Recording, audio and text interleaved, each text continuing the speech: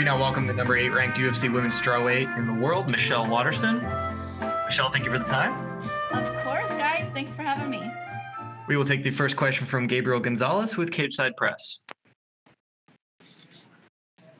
Hi, Michelle. How's it going? It's going well. Thank you for asking.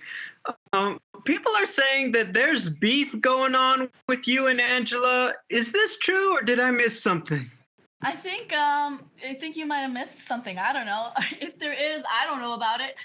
I'm just excited to get in there and throw some leather.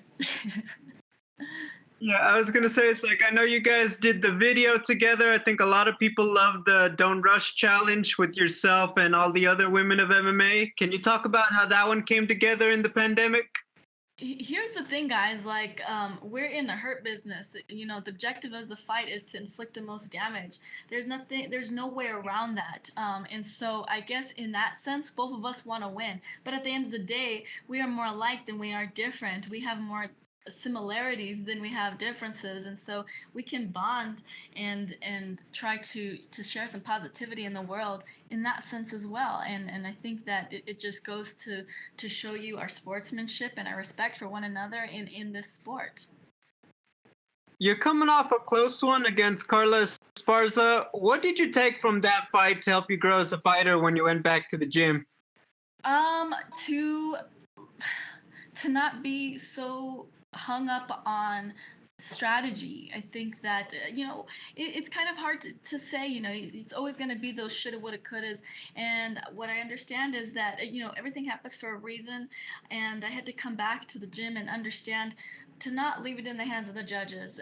It was my fight to be won, and it slipped through my fingers, and that's my fault. So it was a very close fight, and it didn't have to be. So that's what I learned is to take control of the situation, and if I have the opportunity to finish the fight, then to finish the fight.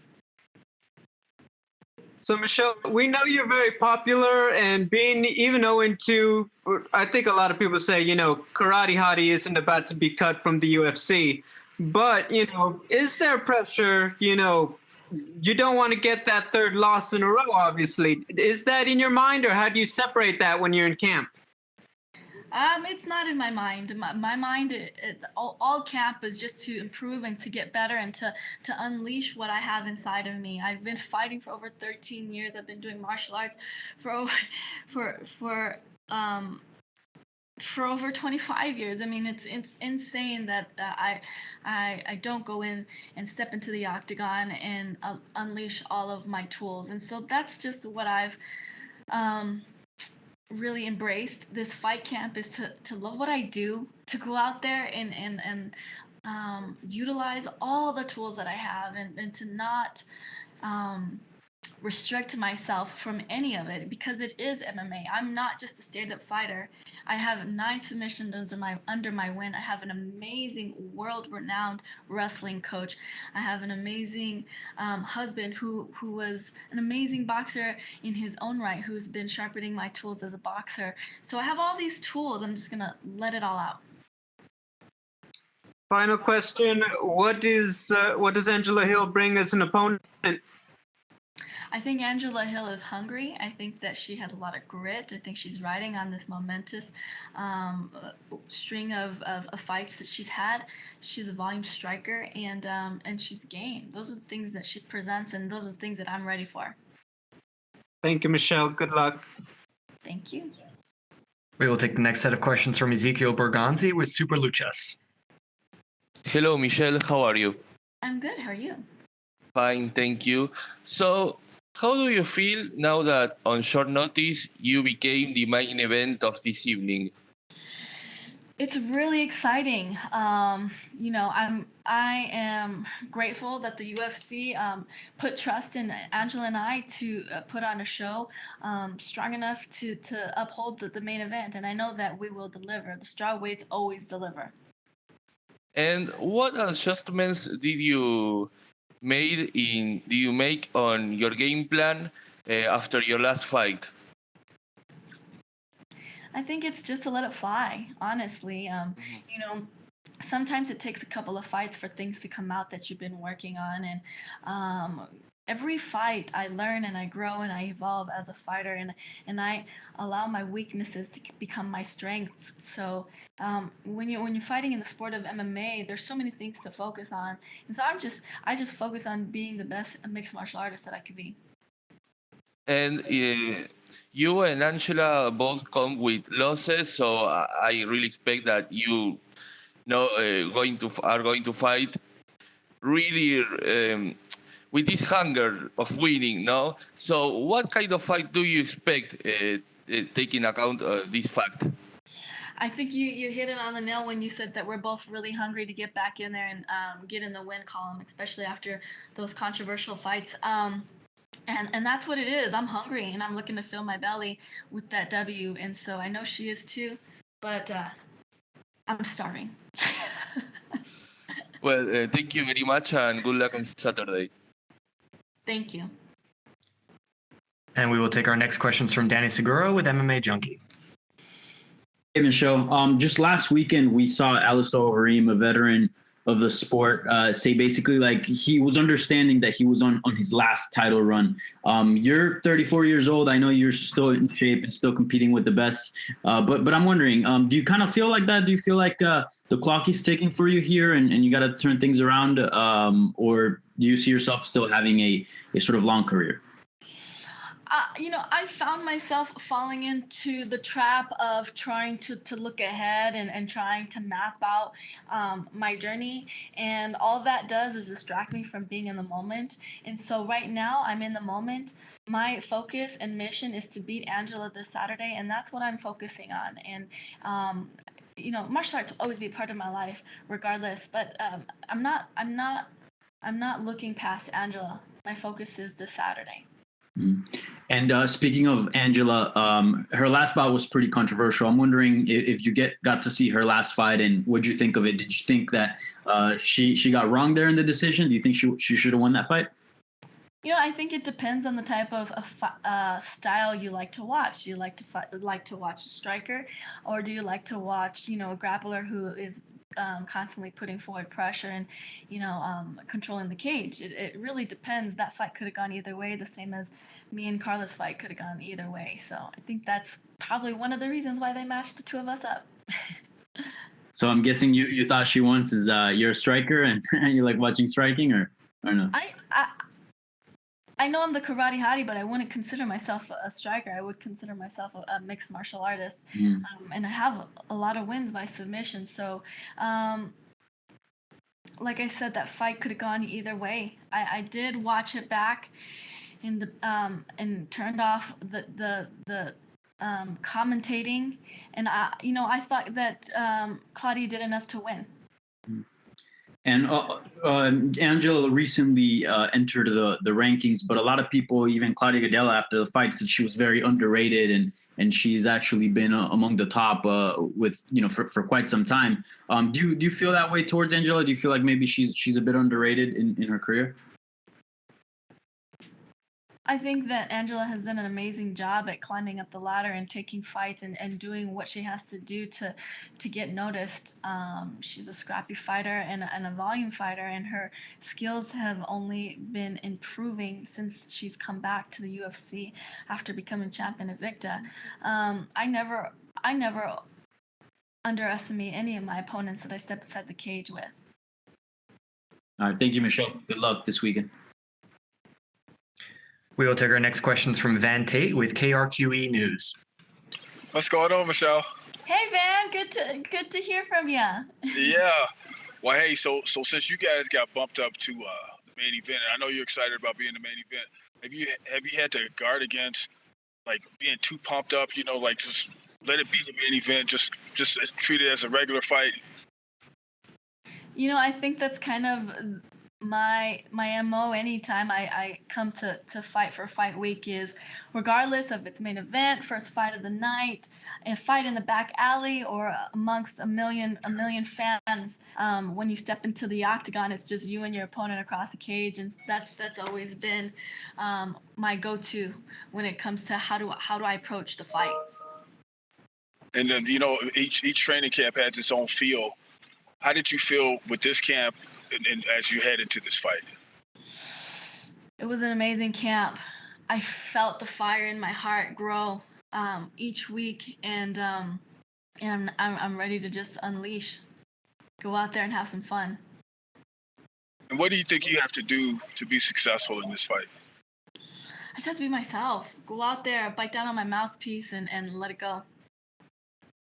Do you feel like since you guys have that in common as far as being former Invicta champions, that's just another carrot on the table to fight for, right? Absolutely. You know, I fight because I want to win, and I want to beat the very best out there. So for sure, it'd be great on my resume. Do you feel like you need this one as far as to keep your name in the conversation for the UFC strawweight title, you know, as a contender and to get that shot? Yeah, absolutely. And could you elaborate on that? Why you feel like that? Both Angela and I are chomping at the bits to get to the top, and there's kind of a stale, like it's kind of stagnant at the top because of the nature of what has happened, you know, in the world today. You know, Nina is out because she's getting ready to have a baby, and Suarez is injured. Rose just broke her nose, and so you know there's some wiggle room for who gets the next shot at the title, and I want it to be me. And I know there's not going to be a crowd there and stuff like that, but do you guys still work on your entrance, how you want to come in, even without a crowd there? Do you still want to look fly when you're coming in? Oh, I'm looking fly no matter what, even when I'm waking up. But you know, we prepared for what it feels like to walk out without a crowd, and so it's like what I pull energy from the crowd, but now what do I pull energy from? I pull energy from the sound of my glove hitting her face. I pull energy from the sound of my shin hitting her thigh. I pull energy from the sound of her body hitting the mat. That's where I'll pull the energy from. Okay, sounds like she's going to get roughed up a little bit. So, hey, thanks so much, Michelle. Always a pleasure to talk to you. Thank you. We'll take our next question from Damon Martin with MMA Fighting. Hey, Michelle. I apologize if this was asked already, but I saw, obviously, when this fight got bumped up to main event, you guys are doing 5 rounds. Now, we've seen a couple other short notice main events come together. The Anthony Smith fight, and they ended up being 3 rounds. Can you kind of give me an idea? Like, did they ask you to do 5 rounds? Did you want to do 5 rounds? It's a main event. You got to do 5 rounds. And I'm never one to shy down from a challenge, and this was an amazing challenge to take, and I was up for it. Were you given that option, or did you immediately volunteer and say, I want to do 5 rounds? I just figured that that's kind of, you know, the responsibility you take on as a main event fighter. You've been in main events, obviously a couple big ones in the UFC. You've been here before, being under that spotlight. Do you embrace that, and do you believe that actually is, you know, because some people, you know, they kind of fade under the spotlight. Some people shine under the spotlight. You've been a person who's kind of always embraced that. Do you kind of embrace this moment of kind of taking advantage of being the main event now? I think you have to embrace all these special moments, because if you don't, they come and go, and then when you look back at it, you're like, man, I didn't appreciate that moment for what it was. This is such an amazing moment in my life. Why would I shy away from it? Why wouldn't I, you know, open up the curtains and breathe in that fresh air? This is historic. Sometimes, because I've been fighting for so long, I forget how cool it is to be doing what I get to do. And I do have to kind of sit down and smell the roses sometimes. If you don't, like, what's all the hard work, blood, sweat, and tears for? What is it for if you don't appreciate these moments? Absolutely. With that being said, Michelle, we talked earlier about, you know, Angela having a bit of a controversial decision in her last fight. You were also, you know, in a fight that was very, very close. You know, obviously, this is a sport at the highest levels. You're not going to go out and knock out every single opponent you face. But is there a point in a fight like this to go out and kind of put an exclamation point and leave no doubt, especially coming off a very hard-fought split decision? Yeah, there is. You don't want any doubt within your mind, with the judge's mind, and with the world. That is always um, that should always be the objective. Since I've been fighting for the UFC outside of my UFC debut, I fought top 10 girls, always. And so when you get up to the top tier of competition, getting those finishes becomes so much harder. And I hope that people understand that. It's because the competition is so thick and rich with talent and technique. Getting a finish isn't something that you can force, or it is something that happens through in the moment. And so that's what I plan on doing is being in the moment. I'm not going to try to force anything, but for sure the motivation is to finish the fight. And last question, Michelle, when you look at Angela, her style, I don't want to pigeonhole her and say she's only a striker, but I think everyone knows she likes to strike. Do you feel like you've seen those holes, those openings in her game where you can take advantage of that and make this a more one-sided fight? Or, if the opportunity presents itself to get that finish, because you've had those dominant finishes, obviously, throughout your career. Yes, like I said, the objective is to finish the fight, and I do think that she has holes in her game that I will capitalize on. Thank you, Michelle. Thank you. And we will take our last set of questions from Cassandra Cusino with Las Vegas Sports Biz. Hi there, Michelle. How are you? Good to see your face today. First question for me is, you were part of some of the early cards in Jacksonville in the smaller cage. Did you learn anything in that fight that actually you deemed to be helpful going into Apex? Yeah, absolutely.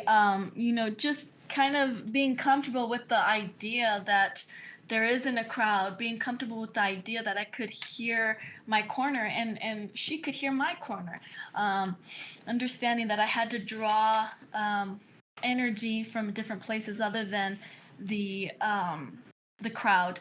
All those small little things, play a factor, and definitely we were able to kind of fine tune how we trained in order to prepare ourselves for that.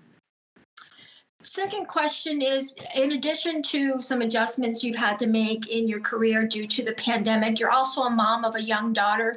I know a lot of schools are doing things a little differently. Can you talk me through some of the challenges that you face having a daughter while you're also trying to figure out this kind of new era in your career?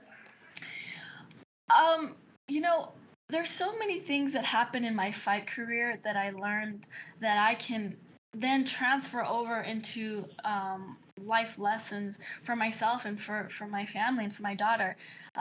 Something that really stuck out to me is how courageous and brave the UFC was in stepping outside of the comfort zone of the pandemic and moving forward and pressing forward and figuring out a way to give us all work and allow us all to continue to pursue our passions during this pandemic.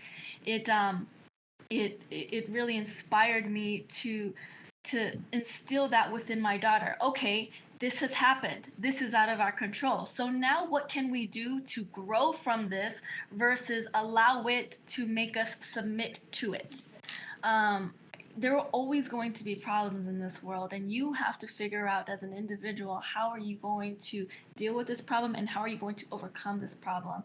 And so, with the pandemic and my daughter, getting over the hump of homeschooling and having her understand to be more self-sufficient and having her be more outspoken when she's having trouble to her teacher over Zoom and to her parents, having her understand how to still socialize and connect with people over Zoom and while she's wearing a face mask and keeping her healthy and keeping her active. These are all things, and keeping her and teaching her the importance of nutrition and the importance of hygiene. These are all things that are going to help her in her future, regardless of what else is there to come. And finally, for me, I guess going back to 2011, Dana was adamant that there weren't going to be women fighting in the UFC, and here you are on short notice headlining a card. How's that feel for you? And do you think about those days when you thought maybe the door was closed, and do you embrace now how many opportunities you have in this promotion? It is the coolest thing in the world. I remember being in my apartment, moving out to Albuquerque, New Mexico, still being a local fighter and having a vision board in my apartment. And at that time, Dana didn't think that he'd ever see girls in there. And I still had it on my vision board that I was going to be fighting for the UFC. And here I am, fighting for the main event, and it's amazing.